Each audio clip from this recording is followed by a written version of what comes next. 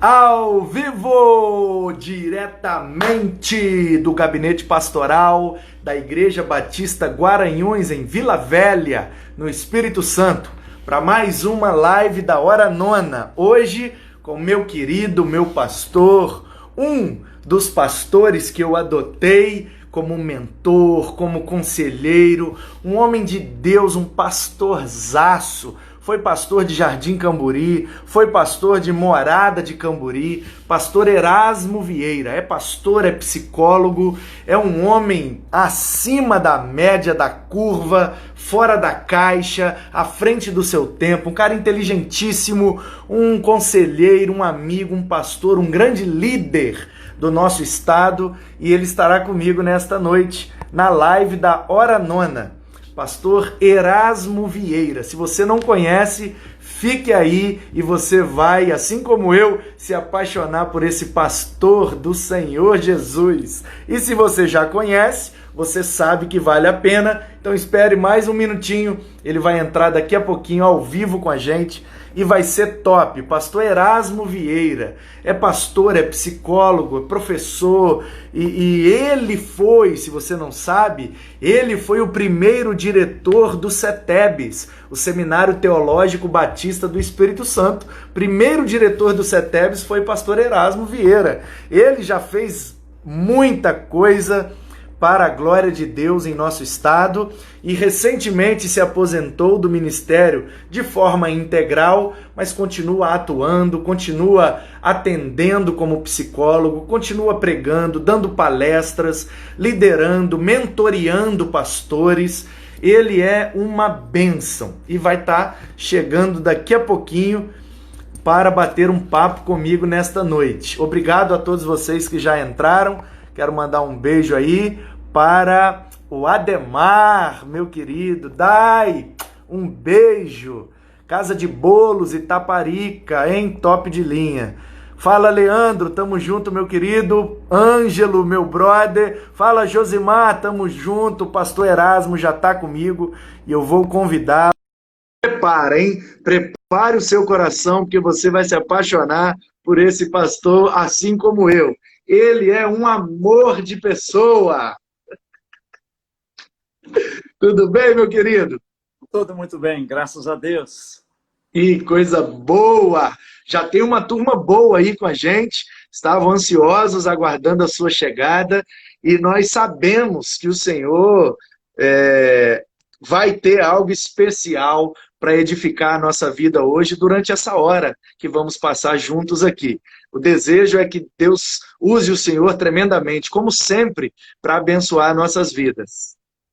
Deus é muito bom, Ele sempre nos dá a palavra e é maravilhoso que quando a gente depende dEle, Ele nos dá exatamente o que as pessoas precisam ouvir, mesmo que a gente não saiba absolutamente de nada. Deus é bom o tempo todo. Amém, amém. Que bênção.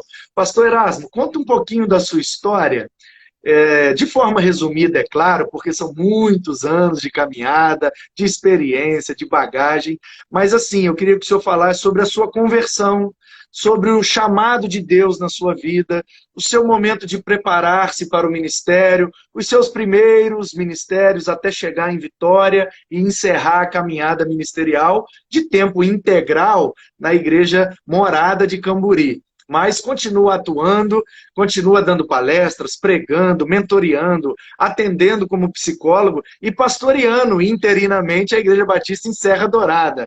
Então é um aposentado que mais trabalha nesse Brasil. É difícil resumir 50 anos em alguns minutos, não é? Mas um fato curioso da minha vida é que a minha família é de origem católica romana. E logo cedo eu fiz uma boa amizade com o padre Roberto, e ele viu alguma coisa diferente em mim e me convidou para ser o sacristão dele. Então, daí para frente, eu estava sempre nas celebrações dele, tá certo? Mas eu nunca entendia que aquilo ali era uma espécie de preparação que Deus tinha para a minha vida em termos de um ministério. E, infelizmente, eu mudei de cidade. Meu pai era político e precisou mudar de cidade e eu perdi esse contato com a igreja. Mas aquele tempo, cerca de 3 anos, foram anos muito interessantes para mim, quando eu aprendi algumas coisas que são necessárias até para a vida cristã. Na verdade, eu só encontrei Jesus Cristo com 15 anos de idade. E foi uma situação muito engraçada para mim, tá certo? Mas é o tipo da situação que Deus trabalha, porque o meu pai e a minha mãe se tornaram crentes, membros da Igreja Batista, uma irmã minha, mas eu, como filho mais velho, eu preferia estar com os meus amigos. E por isso eu não ia à igreja. E eles me convidavam e tentavam me levar para a igreja, mas eu não dava muita bola para aquilo ali, não. Mas um dia, para agradar o meu pai, eu fui um domingo à noite e eu achei um negócio muito chato. E aquele negócio de apelo, aquilo ali foi horroroso. Aí o que eu fiz? Eu disse assim, da próxima vez que meu pai me chamar, em vez de ir à noite, porque eu procurei saber, eu soube que pela manhã não havia esse negócio de apelo. Então eu disse, eu vou pela manhã. Acontece, porém, que naquele domingo de manhã, era um domingo festivo da igreja, estava pregando o pastor José Rego do Nascimento, ex-pastor da igreja da Lagoinha, em Belo Horizonte, e o Rego fez apelo naquele domingo de manhã. E eu fiquei surpreso, porque eu não esperava com aquilo. Mas Deus foi tão maravilhoso, me tocou tão profundamente, que aí se deu o meu primeiro passo em direção à vida cristã, com Jesus Cristo se tornando o meu Salvador. Então, esta é a história da minha conversão. Agora, o que me deixa assim, mais feliz da vida é que Deus me tirou de um caminho diferente. Eu sempre fui um aluno de primeira linha, como a gente dizia. O estudo, para mim, foi sempre muito importante. E eu tinha toda uma direção de vida, inclusive iniciei os estudos para engenharia, e no meio do caminho Deus me tirou da engenharia e disse, eu quero você no seminário. E então eu fui para o Seminário Teológico do Norte do Brasil, em Recife, e ali fiz a minha graduação e me tornei pastor na minha cidade, em Maceió, da Igreja Batista Betel, e fui pastor ali por 4 anos, e há 49 anos eu estou aqui no Espírito Santo. Então, o senhor veio de Maceió para Jardim Camburi, é isso? Não, eu vim de Maceió para a Igreja da Glória. Ah, perfeito, tá certo, a Glória. E como é que se deu essa transição? Como é que o pessoal da Igreja da Glória descobriu o senhor lá em Maceió e te trouxe aqui para o Espírito Santo? Graças a um grande amigo, o pastor de boa memória, João Falcão Sobrinho, foi convidado por mim para pregar lá na minha igreja em Maceió, e ele viu o trabalho que estava sendo feito e logo em seguida ele veio pregar aqui na Igreja da Glória. A igreja estava sem pastor, o pastor Armando Nogueira havia falecido de câncer e a igreja estava sem pastor, e ele sugeriu o meu nome, os irmãos aqui fizeram contato comigo, eu vim, fiz uma conferência no mês de setembro, e em fevereiro do ano seguinte eu estava aqui com a minha família, iniciando o pastorado na Igreja da Glória. Ah, Deus sempre usando os amigos para levar a gente até a sua vontade, né? É verdade, é verdade, é verdade. E qual foi o ano, pastor, da sua posse aqui na Glória? 1971. Eita! Eu não tenho chapéu, mas se eu tivesse, eu tirava aqui agora. O próximo ano serão 50 anos que a minha família se tornou. Uau! 50 anos de ministério, pastor? Não, 53. Porque eu havia sido pastor lá em Betel, em Maceió. Ah, ok. Então, agora em maio, eu fiz 53 anos de pastor. Meu Deus! Eu fui pastor por 22 anos, na verdade, né? Ah, muito novo. 21 para 22, na verdade. Perfeito. Pastorzão, e qual é a principal diferença? Qual foi, assim, o principal desafio que o senhor enfrentou nessa transição, saindo do Nordeste, que tem um estilo de vida e uma cultura completamente diferente, embora a década de 70 é um outro tempo, mas qual foi o principal choque cultural que o senhor teve que se adaptar na vinda para cá? Foi a adaptação da minha família. Eu tinha 3 filhas pequenas, de 1 ano, de 2 anos e 3 anos, uma carreirinha, e foi muito complicado, especialmente porque nós vivíamos num clima tropical, e parece-me que naquele tempo o clima aqui era mais frio. E elas, as minhas filhas pequeninas, sofreram muito com esse frio, porque elas não estavam absolutamente acostumadas, e adoeciam facilmente. Nós tivemos muitos problemas nesse sentido, de precisar de hospitalização, e foi um tempo assim muito problemático para nós.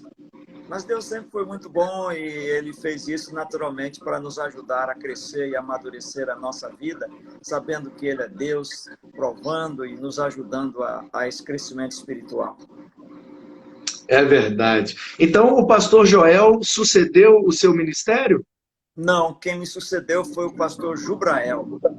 Ah, me perdoa, é verdade. Pastor Jubrael tem uma placa lá no templo, né, que ele fez aquele templo, e depois ele foi para a segunda de Cachoeiro, e aí o pastor Joel o sucedeu, não é isso? Há um fato interessante na minha vida, como Deus me tirou da escola de engenharia, em toda a igreja onde eu passei, eu construí. O templo atual da Igreja Batista da Glória, nós iniciamos, quando eu cheguei aqui, um trabalho duro, porque a igreja se reunia no casebre do lado. E começou a crescer muito e já não dava para o povo que vinha. Então, nós fizemos um desafio para a liderança da igreja e nós contribuímos bem, o povo contribuiu bastante. Nós finalizamos a obra do novo templo e nós começamos a nos reunir lá em cima.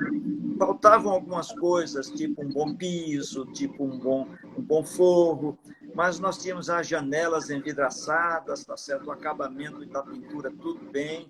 Faltava um palco bom, nós tivemos que nos adaptar para fazer a coisa funcionar. E nós começamos aí a fazer os cultos lá. Quando eu saí, o Jubrael entrou, ele fez a finalização do acabamento do auditório, e aí ficou essa beleza que ainda é hoje. Tá certo, tá perfeito. Quanto tempo de ministério, então, na Glória? Na Glória foi um tempo curto, porque o Colégio Americano logo me chamou e eu me tornei capelão do Colégio Americano por 12 anos. Lá na Glória foi 1 ano e 6 meses. Ah, foi muito rápido, mas mesmo assim deixou rápido. uma contribuição muito grande para a história da igreja, né? Foi um tempo que eu acho que eu não tive outro na minha vida. Num ano, a igreja batizou 142 pessoas. Uou! Nós ficamos com o braço bem cansado de mergulhar gente naquele tanque, tá certo? Que bênção! Foi assim, uma coisa excepcional. Parece que Deus sabia que eu ia sair, então Ele deu todo o pessoal convertido para entrar na igreja. Num tempo só, num período só, bem curtinho. E Deus foi muito magnânimo, muito generoso comigo naquela época. E o povo da igreja foi muito generoso comigo em me estender para o Colégio Americano. Eu louvo a Deus pela visão do povo, porque eles me trouxeram para aqui, eles buscaram tudo da minha vinda para cá, inclusive a minha mudança. E, de repente, depois de 1 ano e 6 meses eu estar saindo, aquilo ali feriu muito meu coração. Mas foi o próprio povo da igreja que me ajudou, inclusive, a minorar o sofrimento de ter que deixá-los. E eu louvo a Deus pelo pessoal que era da liderança da Igreja da Glória naquela época. E aí depois foi para Jardim Camburi. Enquanto capelão do Colégio Americano, eu interinamente pastoreei 3 igrejas. A Igreja de Castelo, eu viajava toda sexta-noite e voltava domingo à noite. A Igreja Monte Sinai e a Igreja da Praia do Suá. Interinamente eu fiquei nessas 3 igrejas, dando posse ao povo litoral. Então foi nessa época, interino de Monte Sinai, que o senhor celebrou o casamento do pastor Juarez. Por aí. Não é isso? Isso aí. Meu Deus, é muita bênção junto. Além dessas 3 igrejas, eu fui pastor de jovens da Igreja da Praia do Canto. Ok. E quando eu estava na Igreja da Praia do Canto, a Praia de Suá me convidou, porque eles estavam sem pastor, e eu assumi interinamente a Praia de Suá. E antes de que eles me convidassem para ser titular em Praia de Suá, a, a nossa convenção, junto em parceria com a Praia do Canto, me convidaram para ir plantar a igreja em Jardim Camburi. E ali, em 1982, nós iniciamos a plantação da Igreja Batista em Jardim Camburi. Eu comecei No ano, 1982. no ano que eu nasci. Né? Então, eu estava como pastor daquela congregação que pertencia à Igreja da Praia do Canto, porque Jardim Camburi é filha da Igreja da Praia do Canto. Que bênção! E aí, como foi a história da plantação de Jardim Camburi? Conta aí algum detalhe interessante. Um fenômeno, tá certo? Porque nós tivemos o privilégio de estar num bairro que era muito florescente, era a única igreja. Então, todos os evangélicos que chegavam para morar lá, especialmente os relacionados com o Porto de Tubarão, com a Vale do Rio Doce, então iam para a nossa igreja. Então, nós tivemos um crescimento assim, fora de série. Eu fiquei 9 anos como pastor em Jardim Camburi. Nós éramos congregação em 1982 e 1984. A igreja foi organizada, já estávamos com 70 pessoas. E aí a coisa foi deslanchando até 1991, quando eu deixei a igreja, pedi demissão da igreja por uma questão particular. Mas foi um tempo assim poderoso, porque Deus foi fantástico. Uma das coisas mais notáveis é que, por causa do crescimento da igreja, a gente não tinha lugar mais para ninguém. E havia 2 lotes muito bons atrás do nosso templo. E esse lote pertencia a um português pão duro, muito difícil de negociar. Eu levei um grupo da igreja, incluindo os 2 grandes líderes que eram vice-presidentes, irmão Arão Boechat e o primo Samuel Martins. E então nós tentamos negociar com o velho, mas o velho não queria de jeito nenhum. Finalmente o velho botou um preço nas alturas. Digamos que os 2 lotes na época valiam 18 mil. E o homem disse: eu vendo para vocês por 40. Vocês têm 20 dias para me dar a resposta. E nós saímos dali e os 2 irmãos, o Samuel e o Arão, fizeram uma campanha entre os irmãos membros da igreja e com 15 dias nós chegamos lá e o português olhou para mim assim e disse: já vi que vocês não conseguiram levantar o dinheiro. E eu olhei para ele, dei um riso e disse: não, senhor, aqui está o cheque. Aí ele olhou para mim, olhou para a mulher que estava atrás dele em pé, olhou para ela e ela disse para ele: agora cumpra a sua palavra. E ele nos vendeu o terreno onde hoje é aquele prédio. O prédio, como eu disse para você, eu construí em todo lugar que eu cheguei. Então, a primeira capela, onde hoje é o antigo templo de Jardim Camburi, ali foi construído nesse tempo. E o prédio que está atrás, nós concluímos toda a parte de estrutura, enquanto em 1991 eu deixei a igreja. Então, o meu ministério de construção está em todo lugar onde eu passei. Todas as igrejas onde eu passei, Deus me deu a chance de construir.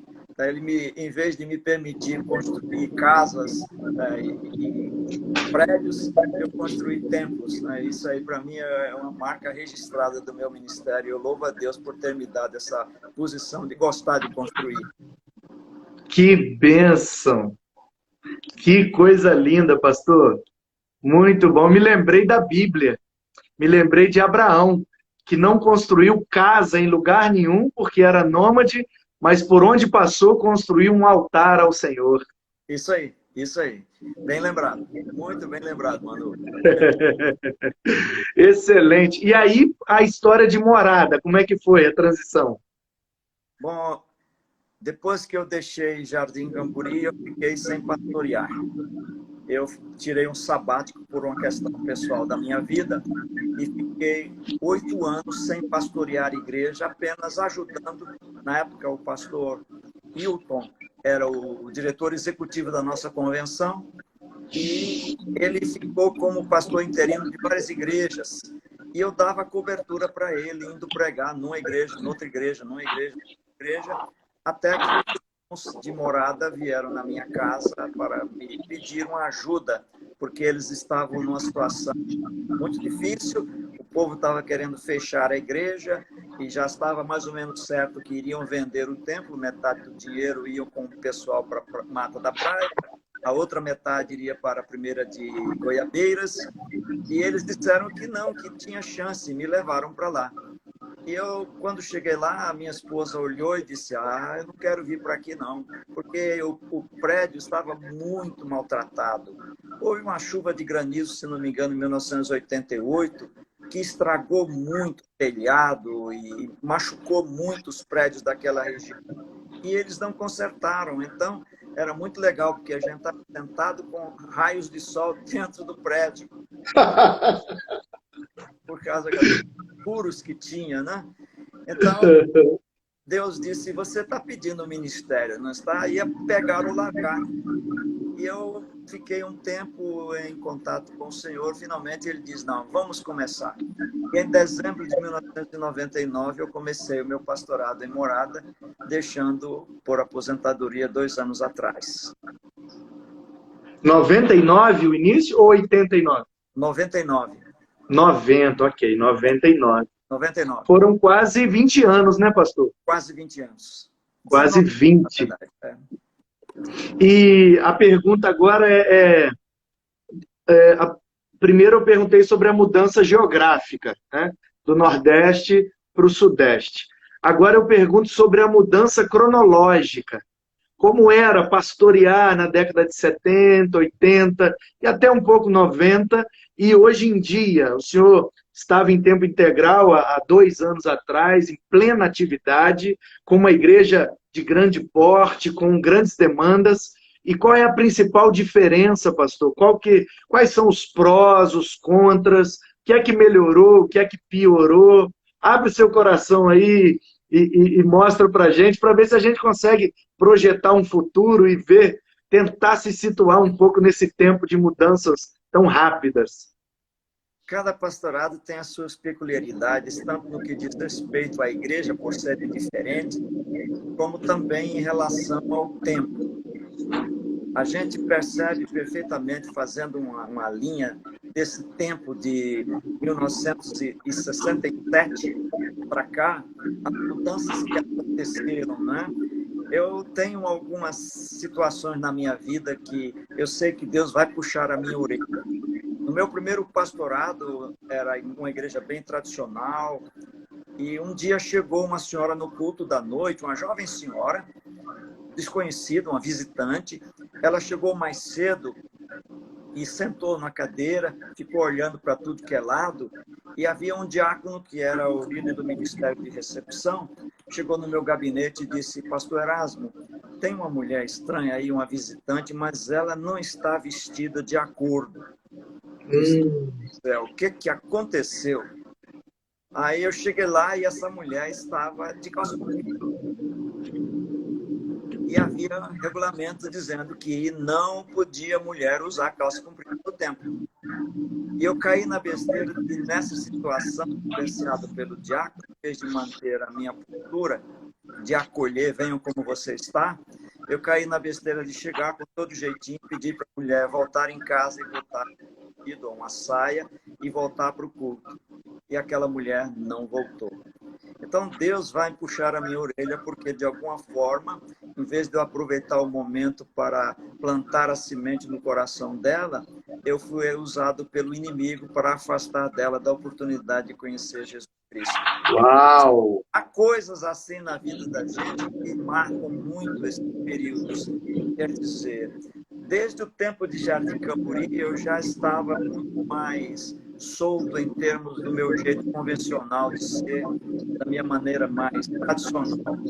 Então, pregar sem paletó e sem gravata, em Jardim Camburi, eu já fazia isso. Mas quando eu cheguei em Morada, eu comecei a pregar de paletó e gravata, por incrível que pareça. Então, chegou uma irmã que tinha sido membro de Jardim Camburi e me deu uma pegada forte, me mostrando, peraí, você está regredindo? Só você que é estranho aqui. E eu então lembrei desses tempos de Jardim Camburi, e realmente daí para frente eu usei mais paletó e gravata em ocasiões especiais de celebração da igreja. Então essas mudanças são grandes. Agora, hoje, quando eu não tenho uma igreja que fica sob a minha responsabilidade, eu tenho mais tempo para estudar, tenho mais tempo para refletir, tenho mais tempo para ficar a sós com Deus e preparar materiais, estar colaborando com as igrejas, pregando aqui e ali.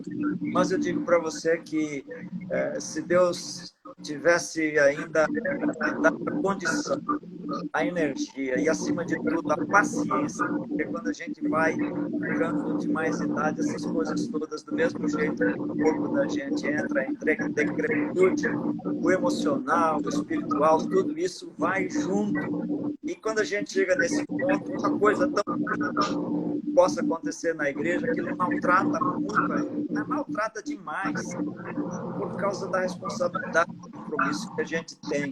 E a gente não tem como reagir de outro jeito, porque é a nossa fase de idade, essa sensibilidade enorme. Por um lado é bom, por outro lado faz a gente sofrer muito. Então, uma aposentadoria é bom por esse lado, mas é horrível, por outro lado, você tem domingo de manhã, você não tem um sermão para pregar, você pode até ter, mas não tem onde pregar.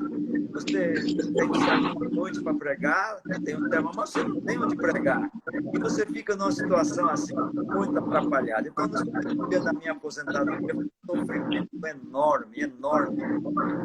Mas Deus é tão bom porque Ele vai acalmando a gente e vai começando a dizer, por que você não faz isso? Por que você não faz aquilo? A gente vai entrando nessa onda e, de repente, a gente fica mais ocupado do que quando a gente está na igreja, como o pastor Eli Sênior.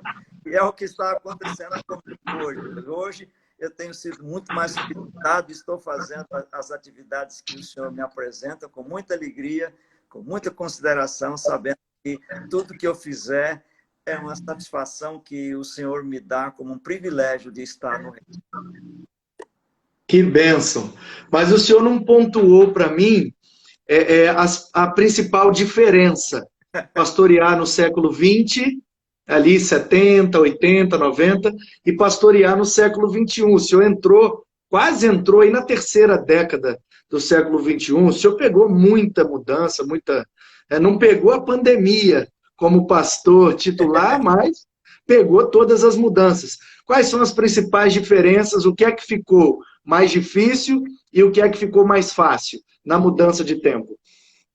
É muito difícil a gente dizer, porque quando a gente está no pastorado e que as pessoas são a nossa referência principal e os relacionamentos são o mais importante, você vai perceber que as pessoas mudam um pouco por dentro. As necessidades são as mesmas, embora elas possam ter colorido diferente, embora elas possam ter facetas diferentes, mas o núcleo das necessidades das pessoas permanece o mesmo. Assim, a gente não vê muita diferença nisso. As diferenças maiores são as novidades relacionadas às questões da eclesiologia, especialmente no que diz respeito às celebrações, ao estilo de música, porque antes nós tínhamos apenas os cânticos do 4x2, 4x4, essa coisa assim. Então, hoje nós temos as músicas que são mais ritmadas, e eu considero que é muito importante que a gente veja isso como uma forma de entender que o nosso clima e a nossa cultura brasileira exigem ritmos mais quentes, ritmos mais ferventes, como eu diria, né? Mas eu lastimo muito porque eu sei que as pessoas que construíram o cantor cristão pegaram cânticos que foram feitos à luz de relação de pessoas que tinham uma ligação muito forte com Deus. Infelizmente, isso eu não posso dizer que eu vejo nos nossos dias que os compositores têm essa mesma relação. O estrelismo, o dinheiro e tantas coisas, os cachês que são exigidos para se cantar. Então, todas essas coisas me deixam muito tristes e essa é uma mudança imensa, porque, infelizmente, o foco foi mudado. Em vez de ser o foco da celebração ao Senhor, o foco é a celebração do músico, do artista. Isso, para mim, é um descrédito para a nossa vida cristã. E as igrejas que abonam isso, para mim, elas estão cometendo um grande erro.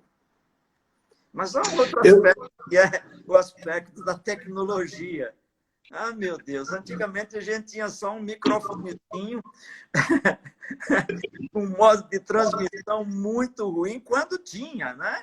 No meu primeiro pastorado, a gente não tinha som dentro da igreja, mas depois, porque nós fizemos uma ampliação no auditório, aí nós precisamos de um sonzinho. Então, tinham duas caixas de som daquele tipo Mambembe, com um microfone daqueles bem grandes, um amplificador daqueles de válvula. Era muito Nossa! engraçado, que tinha que demorar para ele entrar no ar, porque ele ficava esquentando, esquentando. E era um problema, e de vez em quando dava os pepinos de queimar fusível e tudo mais, né? Então, hoje, na era da digitalização e da tecnologia de informática online, essa trecada toda, é bem interessante, porque, de fato, o que acontecia era que os jovens pastores nos procuravam, nós que estávamos mais experimentados, para orientar de como era o formato da igreja, como devia ser o culto, o que deveria ser feito. Hoje inverteu. Nós, da terceira idade, é que estamos procurando os jovens pastores para nos ensinarem a mexer, como transmitir um culto pelo Instagram, como fazer isso, como fazer aquilo, como usar o celular para essa coisa que eu entendo que é uma joia preciosa de Deus, que a gente precisa usar mesmo na transmissão do recado. Porque naquelas épocas não havia muito prédio, então você podia bater de porta em porta e ir falando. Mas hoje você não pode bater na portaria de um prédio e dizer eu quero ir em cada apartamento. Então, são os meios das mídias sociais que a gente tem mesmo, tá certo? Essa mídia social que vai entrar nos lares das pessoas. E nós precisamos não somente nos preparar bem, mas ter programa num feitio que encante os olhos do povo de hoje, que exige muito colorido, muita coisa assim especial, quase que passe de mágica para atrair mesmo, tá certo? Então, tudo isso é novidade para a gente, as pessoas que, os sessentões e os setentões, como eu sou, a gente sofre muito, porque mexer nesse treco que chama-se aparelho celular para fazer esse negócio não é uma coisa muito fácil, eu confesso para você. Eu Pastorzão. diria para você que o meu neto de 3 anos sabe mexer mais no celular do que eu. Eles sempre sabem, eles sempre sabem. É desse jeito. Mas, pastor Erasmo, muito interessante a leitura que o senhor faz dos tempos. Muito, muito, muito lúcida. Muito, muito interessante. Então, diante desse quadro, a minha pergunta é de cunho pessoal, mas vai acabar também edificando a vida de todos que estão aqui, mesmo que não sejam pastores, mas se desejam servir a Deus de modo íntegro, vai certamente ser orientado pela sua resposta. E a minha pergunta é, diante de tais mudanças que o senhor acabou de mencionar, o que é que um pastor em início de caminhada, em início de carreira como eu, que tenho, vou fazer 7 anos de ministério ainda, apesar da falta dos cabelos, eu tenho pouca idade e pouquíssimo tempo de ministério. Qual é o conselho que o senhor daria para que a minha caminhada fosse saudável e que, apesar das mudanças, eu não perdesse a essência que é bíblica e a essência cristã? Em primeiro lugar, eu vou defender o ministério e dizer que não foi o ministério que fez você perder um pouco dos seus cabelos. Ó, eu não sei se foi o ministério, mas na foto da minha posse, eu tô bem mais cabeludo da minha ordenação. Eu tenho uma foto no dia da minha ordenação que eu tinha só entradinhas aqui, ó. Só umas entradinhas. Depois de 7 anos de ministério, virou uma entradona. Se eu posso dar uma palavra de uma forma mais resumida nessa situação e nessa direção, eu diria assim: a primeira coisa que um jovem pastor precisa fazer é ter uma consciência muito clara da importância do seu ministério. Entender que ele vai prestar conta de cada palavra, de cada ato a Deus, e que isso não sirva como se fosse alguma coisa de meter medo, mas como se fosse alguma coisa que você está entregando ao Senhor a responsabilidade de ter usado as capacitações que Deus deu para serem usadas de verdade. Para que isso de fato aconteça, a gente precisa entender que o pastor precisa de ser amigo de Deus. Eu não posso ser amigo de alguém que eu não me encontro com essa pessoa. Infelizmente, quando a gente diz assim, pastor, você lê a Bíblia? Ele diz, mas é claro que eu leio. Mas a gente vai pesquisar e, de fato, ele lê. Mas ele lê como uma pesquisa para os sermões que ele prega. Eu diria, você precisa fazer isso como um bom estudioso da Bíblia. Mas como um crente no Senhor, primeiro você tem que ler a Bíblia como um devocional para enriquecer a sua vida, para dar segurança de que você está no caminho do Senhor, na obra do Senhor, e o poder que você precisa para a integridade e o poder que você precisa para transformações de vida através da sua instrumentalidade só podem acontecer quando você tem uma relação íntima com Deus diariamente. Quando a gente abre o livro de Marcos, logo no começo, diz que Jesus Cristo saiu sozinho para orar e o texto continua dizendo como era do seu costume. Ora, se Jesus fazia isso e ele, filho de Deus, Deus encarnado, dirá nós que somos seres humanos tão falhos. Nós precisamos entender que, como pastores, é essa ligação com Deus que faz com que nós tenhamos clareza. Porque, via de regra, vem uma nebulização muito forte da nossa vida quando nós nos empenhamos para falar as coisas que não são entregues para nós por Deus através do Espírito Santo. E quando isso acontece, existe um nevoeiro também na igreja e as pessoas não entendem. A palavra tem que ser dita com clareza, e essa clareza é a ação do Espírito Santo, dando a você a capacidade de falar e dando aos ouvintes a capacidade de ouvir, de entender para praticar. Isso depende da vida cristã, da vida devocional do pastor. Então, a primeira coisa indispensável é ter esta vida em que a Bíblia, a oração e a adoração fazem parte constante, essas três coisas, diariamente, na vida do pastor. Só assim eu entendo que ele vai ter a condição de se manter como um obreiro dedicado, e só assim que ele vai ouvir a voz de Deus, como Deus disse para Jesus lá no Monte da Transfiguração, este é o meu filho amado em quem eu me agrado. De quem eu me agrado. É só assim que nós vamos conseguir ouvir. Ministério não é uma coisa simples. Ministério não é uma coisa fácil, mas torna-se fácil na medida que você facilita, deixando que Deus guie, deixando que você realmente tenha essa iluminação. Porque a verdade é esta: quando um homem de Deus é um homem da palavra, é um homem da oração e é um homem da adoração, o olhar dele brilha quando ele está fazendo a obra e as pessoas percebem que ele é diferente. Ele é diferenciado, porque existe alguma coisa nele que compactua com a sua identidade em Cristo Jesus. Olhe bem, quando a gente sabe quem a gente só sabe quem a gente é quando a gente descobre de quem a gente é. Isso o pastor deve fazer.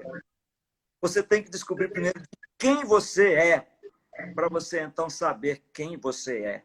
Infelizmente, o que as pessoas fazem é: eu quero ser pastor de uma grande igreja, eu quero ser pastor de uma congregação de pessoas que tenham dinheiro para a gente fazer muitos programas, tudo mais, quando simplesmente a gente tem que dizer: eu estou no ministério e onde me mandar, onde Deus me mandar, eu irei. Eu irei. Sem fazer nenhuma observação de gosto, de interesse, porque quando isso acontece, nós saímos da rota de Deus. Mas quando nós mantemos a vida devocional, aí não tem quem segure, tá certo? É bênção pura. E a segunda coisa que eu posso dizer é, mesmo sendo jovem, use o tempo para as pessoas, para os relacionamentos, para estar junto, na alegria ou na tristeza. Porque, na verdade, o ministério é como um casamento. Então, do mesmo jeito que a gente, quando celebra um casamento, diz que está junto na alegria, na tristeza, na pobreza, na riqueza, isso tem que acontecer entre o pastor e as suas ovelhas. Isso tem que ser, como a gente diria assim, marcação sob pressão.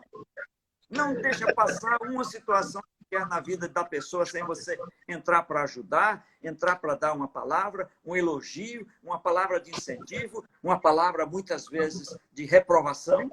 Muitas vezes a gente precisa disso, mas como Paulo diz em Efésios, essa palavra tem que ser dita como verdade, em amor, mas nós precisamos fazer isso. Então, relacionamentos valem mais do que manutenção, valem mais do que qualquer uma outra coisa no ministério.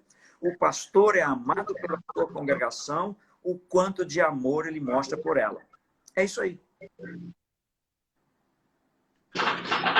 Assino embaixo, não tiro nem uma vírgula disso aí, rapaz.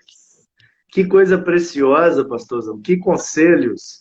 Ainda bem que essa live vai ficar salva e muitas outras pessoas, e tomara que muitos outros pastores também possam acessá-la e receber esses conselhos preciosos que o Senhor tem nos dado ao longo de sua vida e aqui também nessa live. Pastorzão, Manu, eu diria uma outra pode coisa. pode falar. Eu não sou um pastor do estilo poimen, do estilo cuidador. Eu não sou. Deus me deu muito mais a capacidade de ensino e de pregação do que do cuidado pastoral. O cuidado pastoral é da minha esposa. E aqui tem uma coisa muito importante. Eu digo para você sem medo de dizer isso. Quantas vezes foi a minha esposa que chegou para mim e disse: você já visitou o irmão fulano que está no hospital? Você já foi na casa do irmão fulano que voltou agora de viagem? E foi ela que me empurrou em muitas situações, porque o coração dela é muito mais voltado para esse cuidado, pela compaixão e por tudo mais do que o meu. Então, a gente ter uma companheira que realmente complete a gente é mais do que nunca importante. E se o pastor é solteiro, ele tem que pedir a Deus para lhe dar uma esposa que realmente preencha as lacunas que ele vai deixar em aberto pelas incapacidades naturais da nossa finitude como pessoa. É isso aí. É verdade, é muito verdade. Uma grande maioria das vezes, a mulher é mais sensível, né? E ela percebe, tem um olhar mais panorâmico, e a gente, na ânsia de resolver os problemas, não percebe algumas questões, alguns detalhes, e a mulher, que é de fato, como a Bíblia diz, uma ézer, né? Uma ajudadora do homem, ela realmente completa, ela percebe os detalhes, ela dá os toques, ó, isso não, ó, vai ali, aqui, evita isso, aquilo ali, ó, fulano tem que ir, senão ele vai sumir, hein? Então, esses toques são preciosos, e eu louvo a Deus, pastor Erasmo, pela vida da minha esposa, Ana Paula, que como ela, vou dizer as palavras dela, não é a minha opinião, muito menos o meu juízo sobre a questão que é polêmica, mas ela diz assim, olha, gente, eu não sou pastora, não sou, ele é o pastor, o chamado é dele, o ministério é dele, eu não sei pregar, se me der um microfone na minha mão eu desmaio, e ela é mais de bastidores, ela é muito tímida e tal, mas olha, quantas e quantas e quantas vezes a sensibilidade dela me ajudou a pastorear melhor. Eu estou longe de chegar no ideal, mas se eu estou um pouco mais perto, é de fato pela ajuda dela. Para pregar, para construir, para administrar, para liderar, a gente toca o barco e vai embora. Agora, para cuidar de fato, para pastorear, as mulheres ajudam demais a gente, é muito preciosa mesmo. Essa ajuda foi, ainda bem que o senhor lembrou disso, isso é realmente primordial. A esposa, se não for uma ézer, se não for uma ajudadora, uma auxiliadora, ela realmente, eu acho, não sei se eu estou errado, pastor Erasmo, se eu tiver, por favor, me corrija, mas para mim uma mulher nunca será neutra no ministério de um pastor. Para mim, a esposa nunca será neutra. Ou ela ajuda, ou ela atrapalha. É isso O mesmo. que o senhor acha disso? É isso mesmo, tá certo? É isso mesmo. Por isso que a gente tem que ter um direcionamento de Deus para escolher quem vai ser a nossa esposa, tá certo? Eu gosto sempre de dizer que quando o pastor está nas mãos de Deus, ele coloca nas mãos desse pastor todas as coisas que são o melhor para esse pastor. E a esposa não deixa de ser diferente, tá certo? Não deixa. Verdade. Bom, Sabe, pastor Erasmo, que quando eu conheci a minha esposa, ela não era batista, sabe? E o meu pastor, naquele tempo, a quem eu muito amo, a quem eu muito estimo, a quem eu muito honro e homenageio e faço de tudo porque ele foi muito importante na minha caminhada, sobretudo no início.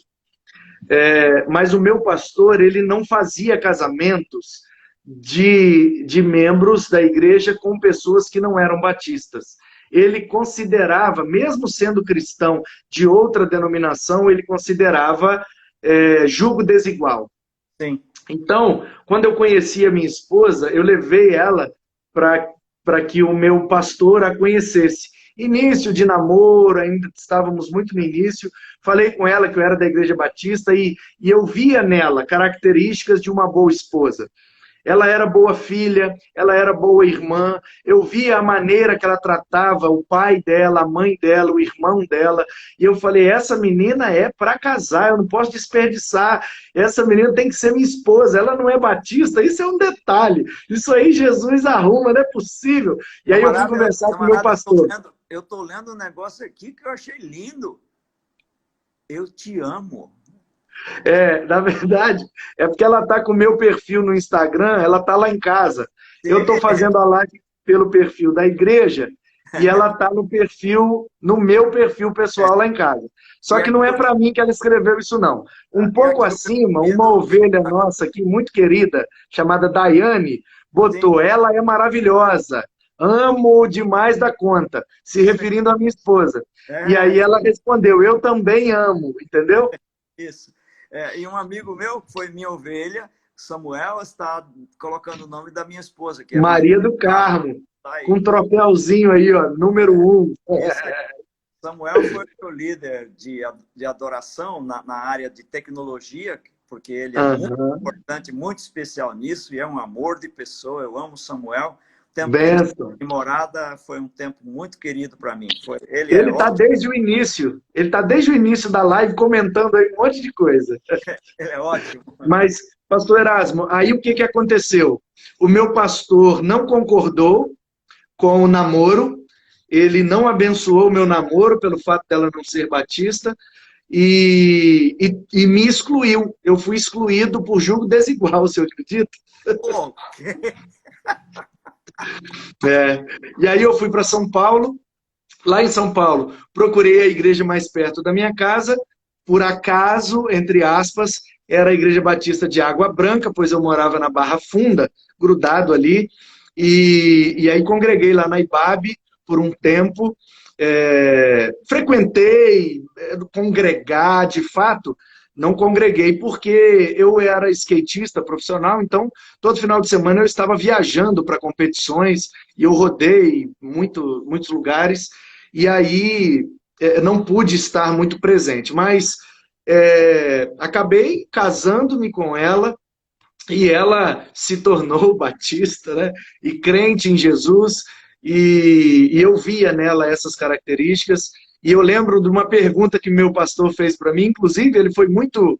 ele está falecido em memória dele, eu não estou desrespeitando de maneira nenhuma, eu amo ele, quem me conhece sabe. Pastor Nilson de Márcio, importantíssimo na minha vida. Mas os pastores erram, né? Os pastores erram, até os melhores. E uma vez ele foi muito indelicado na porta da igreja, eu fui me despedir dele com ela, e eu falei, essa daqui que é a Ana Paula, pastor, que eu te falei, a gente está se conhecendo, estamos orando e tal. E aí ele falou, meu filho, tanta moça bonita aqui na igreja.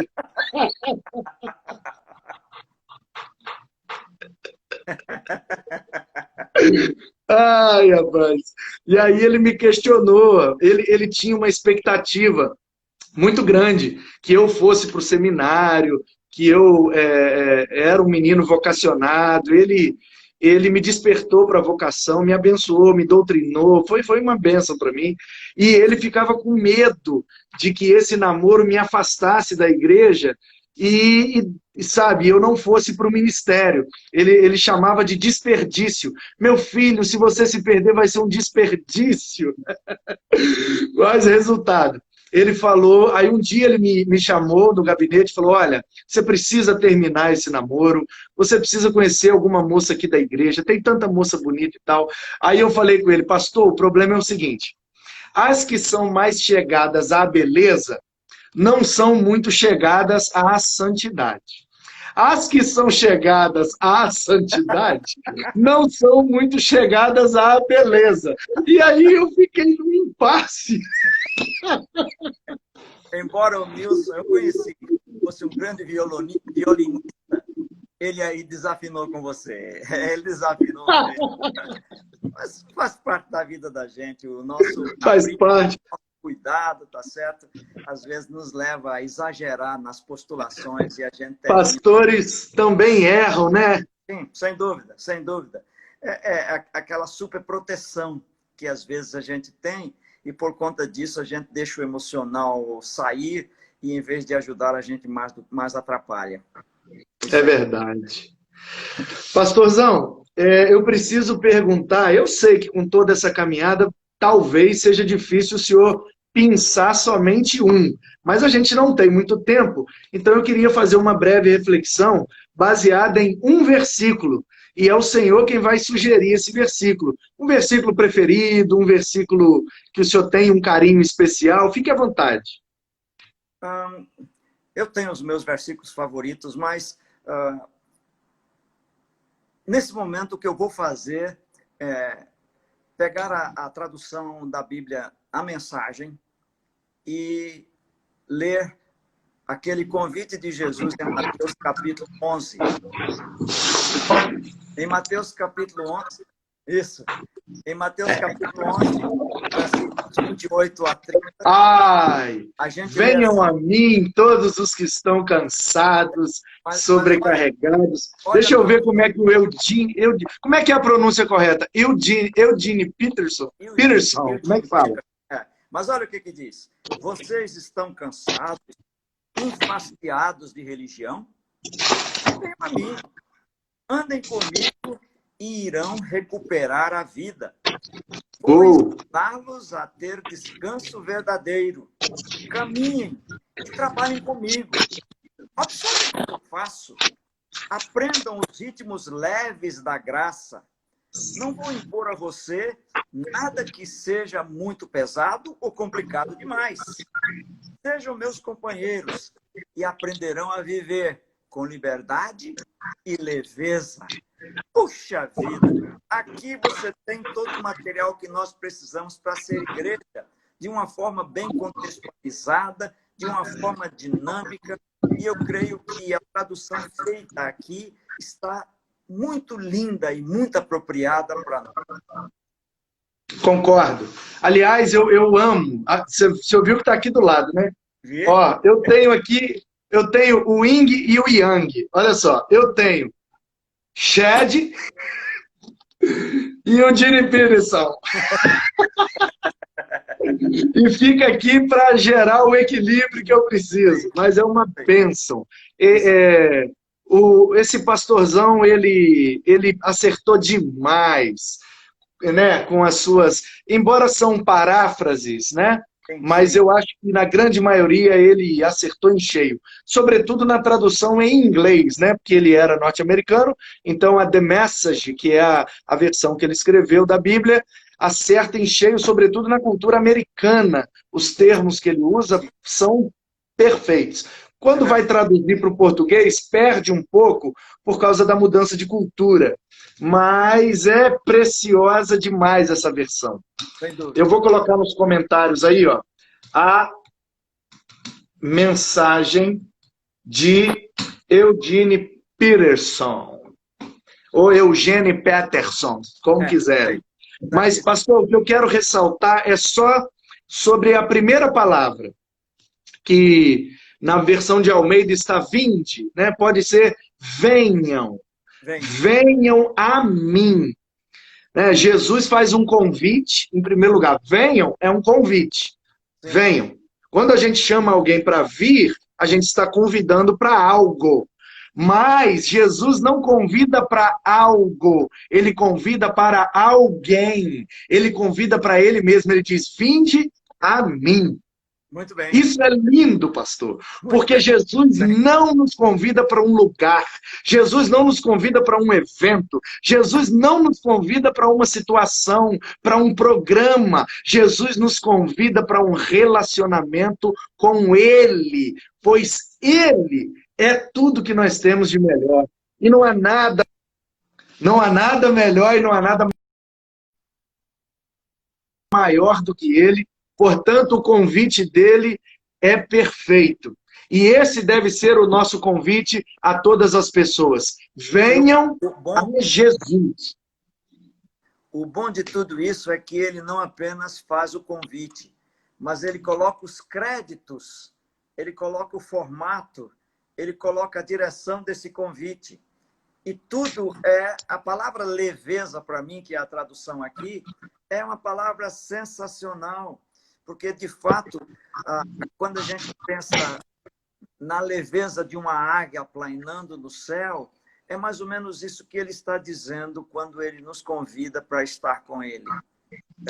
Uma vez que caiam raios e trovões, ventos mais fortes, a águia está ali serena, tranquila. É exatamente isso que deve acontecer conosco, especialmente nesses tempos tão complicados, tão incertos, tão angustiosos. Nós precisamos planar como uma águia, né? Voar como uma águia, suave, tranquila, porque nós temos alguém que diz que essa leveza que caracteriza a nossa vida cristã na relação com Ele. Tem todas as características de um convite.